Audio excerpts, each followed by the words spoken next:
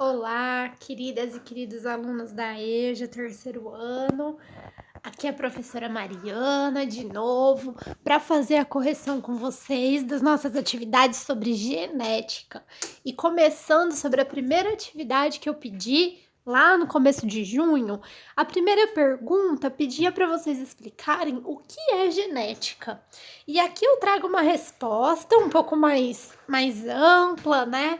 Teve gente que respondeu um pouco diferente, mas se vocês falassem para mim que genética é o ramo da biologia ou a ciência que estuda os genes, eu já considerei certo, tá? Mas além disso, a genética também pode ser entendida como a ciência que estuda a variação dos organismos, graças a esses genes que a gente vai entender o que significam depois. E também a ciência que estuda a hereditariedade, ou seja, como as características são transmitidas pelos pais e herdadas pelos filhos, né? Através das gerações de seres vivos. Então, essa palavra hereditariedade, vocês podem lembrar de outra mais simples, que é a herança, né? O que a gente herda dos nossos pais? Graças à genética, a gente sabe que a gente herda deles características não somente físicas, que essas são mais visíveis, mais fáceis da gente observar, mas também características fisiológicas e comportamentais. Fisiológicas são aquelas que têm a ver com o funcionamento do nosso organismo, né? O nosso metabolismo, coisas que acontecem internamente no nosso corpo. E as comportamentais têm a ver com os nossos comportamentos mesmo, né? Com a regulação cerebral desses processos comportamentais. Tem a ver mais com essa parte psicológica do humano, né? Então eu posso dizer, por exemplo, que já foram identificados os genes da agressividade, né? Que trazem um componente maior de raiva em indivíduos. Então, isso também é genético. E quando a gente fala de genética, é muito comum a gente olhar para uma imagem parecida com essa que eu coloquei aqui para vocês. O que será que essa imagem está representando? Ela está representando uma molécula que está dentro das nossas células e que transmite essas características para as gerações e que determinam, que constroem essas características em nós mesmos. Essas moléculas estão dentro de todas as células do nosso corpo e já já eu vou falar um pouco mais delas. Eu tenho certeza que todo mundo já ouviu falar sobre o seu nome, pelo menos. Mas antes disso, eu pergunto para vocês então, por que os filhos se parecem com os pais? Às vezes essa semelhança é tão grande que a gente até se espanta. Aqui eu trouxe a imagem de alguns famosos para vocês olharem como essa semelhança é grande. E por que será que isso acontece? Essa é uma pergunta respondida pela genética, que já foi fruto da observação de muitas pessoas, mas graças a esse ramo científico que a gente pôde explicar certinho como isso acontece. E isso acontece graças àquela molécula que eu falei para vocês, que se chama DNA. É uma molécula que é a nossa primeira herança, que é transmitida do nosso pai e da nossa mãe, que vai nos formar como indivíduo. Nas minhas aulas eu costumo falar que todos nós um dia já fomos uma única célula que foi fruto da junção de duas outras células, uma do nosso pai e uma da nossa mãe, o espermatozoide e o óvulo. E essas duas células carregavam DNA, que juntos formaram uma célula completa, que então, se dividindo, daria origem a nós, ao nosso organismo, que é formado de trilhões de células, mas cada uma dentro do seu núcleo possui uma molécula completa de DNA. Esse DNA dentro da célula, ele está, às vezes, né? Ele está na configuração que a gente chama de cromossomos, que nada mais são do que a molécula de DNA condensada. E a célula humana, ela possui 46 cromossomos.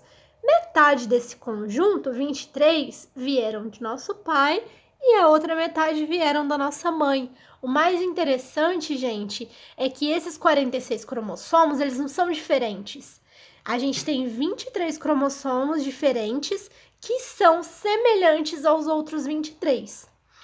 E aí a gente pode dizer então que a gente tem duas cópias de cada tipo de cromossomo, que é semelhante, mas não é idêntico, sendo que cada par de cromossomo possui sequências que vão determinar alguma característica. Então eu posso dizer: o gene da cor do olho, temos duas cópias deles que estão em 2 cromossomos que formam um par. Esse tipo de célula, como a nossa, que tem 2 pares de cromossomos correspondentes, a gente chama de células diploides. Nem todos os seres vivos são assim. Tem seres vivos que são haploides, que só possuem um conjunto de cromossomos, um de cada tipo, mas nós somos diploides porque possuímos 2. E a gente tem que saber que o cromossomo é a molécula de DNA cujas sequências determinam características. E como isso acontece? Porque cada gene, cada pedaço do DNA vai produzir algumas outras substâncias químicas que são proteínas na maior parte das vezes, que vão gerar as características que a gente falou, físicas, fisiológicas ou comportamentais. Eu tenho certeza que todo mundo já ouviu falar de DNA, mas o que significa DNA? É uma sigla, tá, gente? E essa sigla, se fosse em português, ela seria ADN, porque o significado dela, como vocês veem aí acima, é ácido desoxirribonucleico. Vem do inglês, né? DNA seria desoxyribonucleic acid. E esse nome, como eu também costumo falar em aula, vocês culpem os químicos, não é culpa dos biólogos, esse palavrão, mas é um nome químico, porque a gente tem que lembrar que é uma molécula. E eu trago aqui para vocês como é a representação química dessa molécula de DNA. A gente sabe que ela é uma fita dupla, como vocês veem à direita, a representação dela, mas ela é formada de principalmente 3 grupos que a gente reconhece quimicamente, tá? Aí tá representado para vocês. O DNA, ele é composto por nucleotídeos. Um nucleotídeo é o que está representado nesse quadrado aí para vocês. Cada nucleotídeo é formado de um açúcar, ou seja, de um carboidrato de 5 carbonos, que é chamado de desoxirribose pela sua configuração, um grupo fosfato, ou até mais de um, e uma base nitrogenada. Essas bases nitrogenadas, elas se modificam também. Elas podem ser de 4 tipos: adenina, citosina, guanina e timina, conforme a sua composição química também. E cada nucleotídeo desse vai compondo a fita, como vocês veem do lado direito. É como se essa fitinha em azul, ela fosse a parte dos açúcares, com o fosfato, e as letrinhas que vocês veem ali se combinando, G com C, C com G, depois A com T e T com A, são as 4 bases que eu falei, porque elas têm um pareamento que a adenina se liga com a timina e a citosina sempre se liga com a guanina. E ela vai formando essa fita dupla, que é o nosso DNA. Então, brevemente, de modo resumido, essas são as bases químicas que formam o DNA, que a gente representa às vezes como uma simples fitinha dupla, ali como o primeiro desenho que eu mostrei para vocês. E aí a segunda, a continuação dessa pergunta, pedia para vocês trazerem quais são as importâncias da genética. Também vocês podiam ter pesquisado, e aqui a gente pode falar que a genética, esse conhecimento das bases químicas, dessa herança que eu comentei com vocês, ela impulsionou várias áreas, como a biotecnologia, como a engenharia genética, como a clonagem, a realização de clones e também a produção de organismos transgênicos, que eu também vou comentar um pouquinho sobre o que é isso, tá? E todas essas áreas, elas foram importantes para vários aspectos do desenvolvimento da nossa sociedade, né? Por exemplo, na saúde, a genética permitiu a descoberta e o diagnóstico de várias doenças, da terapia genética, que é um ramo também que está crescendo muito, dos testes de paternidade, onde é possível você saber, né, se um filho é daquele pai. E também na saúde, eu posso dar um exemplo para vocês da engenharia genética, que é muito interessante, é a produção da insulina. Então, quem tem diabetes precisa tomar insulina, que é um hormônio que o nosso corpo produz, mas que nos diabéticos eles têm uma falha nessa produção. E com a tecnologia de recombinação de DNA, a gente consegue fazer com que bactérias produzam essa insulina para gente, e aí essa insulina, então, ela é comercializada para as pessoas que necessitam, né? Há algumas décadas atrás, para vocês terem uma ideia, as pessoas diabéticas, elas dependiam da insulina retirada de cadáveres ou do pâncreas de suínos, de porcos, né? E agora, isso não é mais dessa forma, sendo que a produção da insulina é feita em laboratório graças a essas bactérias, porque os genes da produção da insulina foram colocados nessas bactérias. Isso já é muito comum, colocarem bactérias com um DNA modificado para que elas produzam substâncias de interesse para os seres humanos.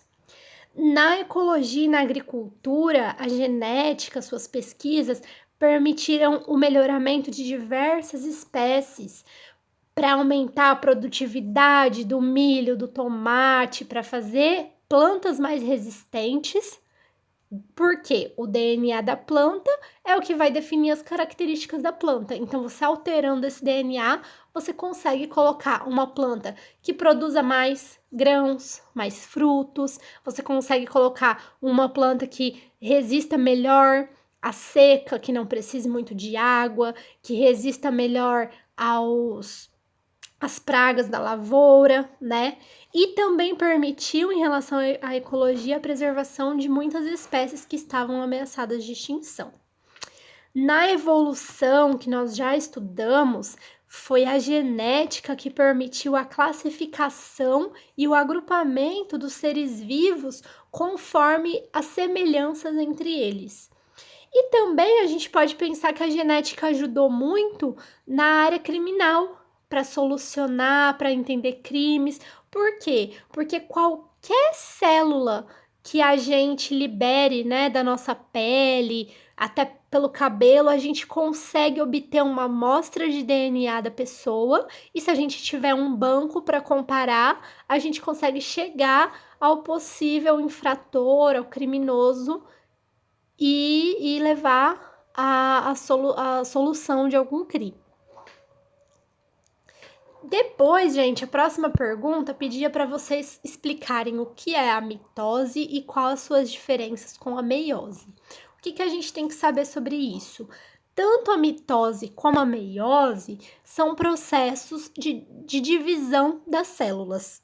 Como a gente aprendeu no estudo das células, o nosso organismo está sempre realizando divisões celulares, seja na nossa fase de desenvolvimento, para permitir que a gente cresça, seja também para repor as células perdidas. Quando a gente sofre alguma lesão na pele, por exemplo, as células vão se dividir ali para restaurar aquele tecido machucado.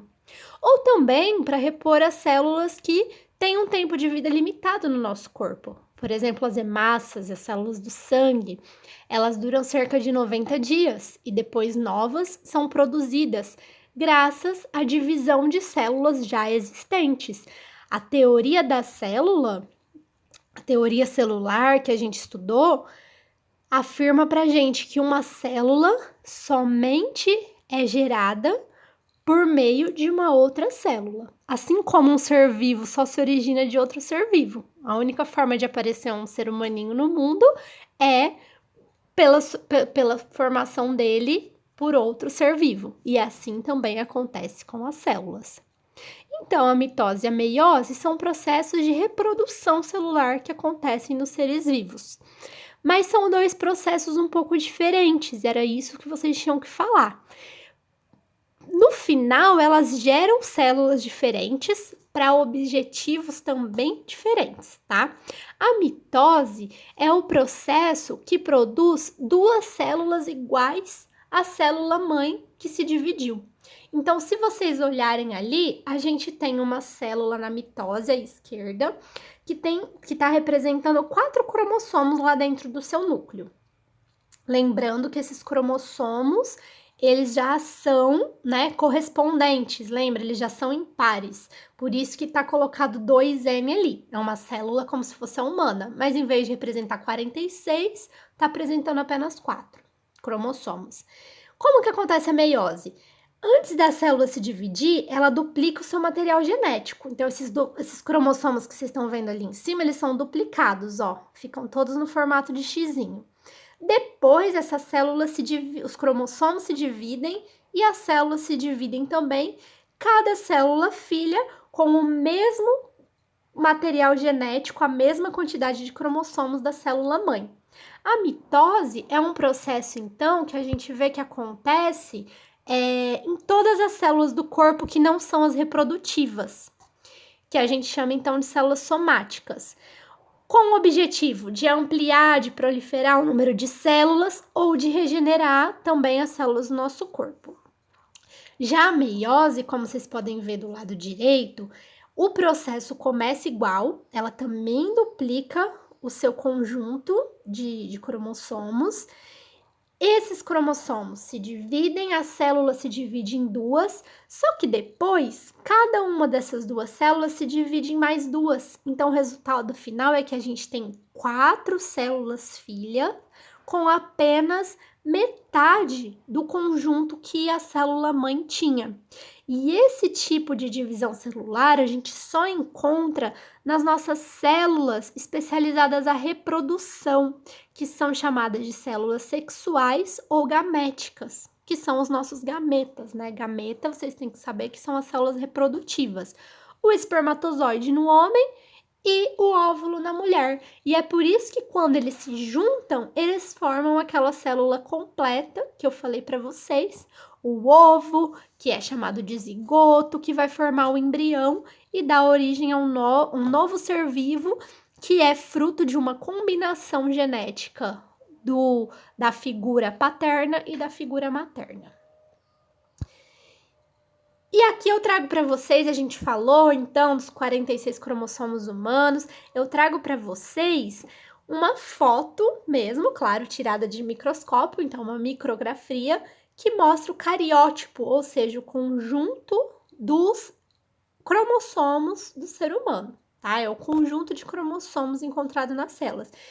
Dentro da célula, eles não vêm organizadinho assim, eles estão todos misturados, mas a biologia, a genética faz essa organização para a gente ter uma ideia de qual cromossomo é o seu correspondente. Por isso aqui eles estão organizados em pares e eles foram nomeados assim também, conforme o seu formato, conforme as bandas que a gente vê mais escuras, mais claras. Então a gente pode falar cromossomo 1, cromossomo 2, até o 22. Porque a gente tem 22 pares que determinam as nossas características gerais do corpo, mas a gente tem um par específico que não é nomeado por número, mas sim por letra, que é o último ali que tá como XY, mas também poderia ser XX, que é o cromossomo que tem os genes que determinam o nosso sexo biológico,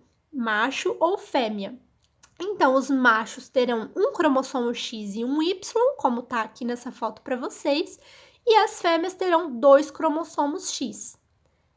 Isso que é que determina o nosso sexo biológico, né? Então, quando a gente fala, vai ser menino ou menina, quem determina é a doação do espermatozoide. Então, é como se fosse o pai que determina o sexo da criança, porque o espermatozoide pode trazer um Y ou pode trazer um X, porque o homem, ele tem o X e tem o Y para doar.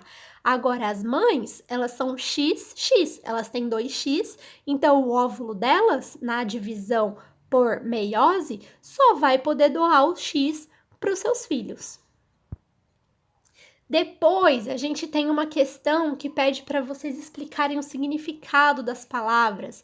Então, o que significa um gene? Como eu já falei para vocês, um gene é um pedaço, é uma sequência do DNA que contém uma informação para produzir uma proteína que desempenha alguma função específica do corpo, que vai levar a alguma característica. Então, ali a gente tem os 2 cromossomos pareados, que a gente chama de homólogos, e a gente tem os genes neles que vão determinar alguma característica. A cor dos nossos olhos, ela vai ser determinada pela produção de uma proteína, que na verdade 2, né? Mas uma delas é a mesma que produz a coloração das nossas peles, né? Que é a melanina. O nosso tipo sanguíneo, a cor do nosso cabelo, a textura do nosso cabelo, se ele é liso, se ele é crespo, a nossa altura, a grossura dos nossos lábios, tudo isso são características que estão quimicamente ali organizadas nos nossos cromossomos, tá? E cromossomos homólogos, então, é usado para se referir a esses cromossomos correspondentes, a esse par de cromossomos que possuem informações genéticas semelhantes, que possuem os mesmos genes ali localizados. Aqui a gente tem uma imagem bem legal também, que mostra o DNA, uma porção definida, que se trataria de um gene específico, e como esse DNA vai se enovelando, vai se compactando para ficar dentro de um cromossomo. Quando a célula está ativa, gente, produzindo as proteínas, esse cromossomo ele não está organizado dessa forma, ele fica mais solto e aí a gente chama esse material genético de cromatina ao invés de cromossomo. Agora, quando a célula vai se dividir, vai entrar num processo de meiose ou de mitose, esse DNA ele se compacta na forma de cromossomos que a gente consegue observar na microscopia. Na sequência, então, né? O gene alelo, o que significa? É importante saber também. Nos cromossomos homólogos, a gente tem genes que se localizam na mesma região e que vão determinar uma mesma característica, como vocês estão vendo ali na imagem, né? O gene para a cor de olho pode ser o gene A ali, ele vai estar na mesma região de cada cromossomo, um que você ganhou da mãe e um que você ganhou do pai, né? Que você herdou, no caso. Depois, o que significa genótipo? Quando eu falo de genótipo, eu tô falando da composição genética de um indivíduo. E na biologia, quando a gente vai fazer estudos e atividades sobre a genética, a gente pode representar o genótipo com algumas letrinhas. É muito comum de ver isso nos exercícios. Aqui, por exemplo, eu trouxe os genótipos da cor de olho. A gente tem 2 genes principais que determinam qual vai ser a cor do nosso olho, e aí vocês estão vendo ali, um representado pela letra B, Bzinho ou Bzão, e o outro representado pela letra G, Gzinho ou Gzão, né, o G maiúsculo. Já o fenótipo, que é uma coisa complementar, mas o fenótipo é a característica que vai ser gerada por aquele genótipo, tá? A gente também costuma falar que o fenótipo, ele não é só fruto do genótipo, ele não é só fruto da nossa carga genética. Por quê? O meu genótipo, ele pode determinar uma cor de cabelo castanha, mas aí eu vou lá e tomo muito sol e o meu cabelo fica mais claro, ou eu uso uma tinta e mudo totalmente a cor do meu cabelo. Então, tem fatores do ambiente que podem alterar esse fenótipo, tá? Por enquanto é isso, gente. Depois eu vou gravar mais uma aulinha para vocês assistirem sobre a correção da segunda parte, do segundo trabalho sobre genética. E eu espero que vocês aproveitem bastante esse conteúdo, que é muito interessante. Qualquer dúvida que tenha ficado, eu me disponho a conversar com vocês. A gente pode marcar um momento, vocês podem me mandar as perguntas pelo WhatsApp. E é isso aí por enquanto. Grande abraço e bons estudos para vocês!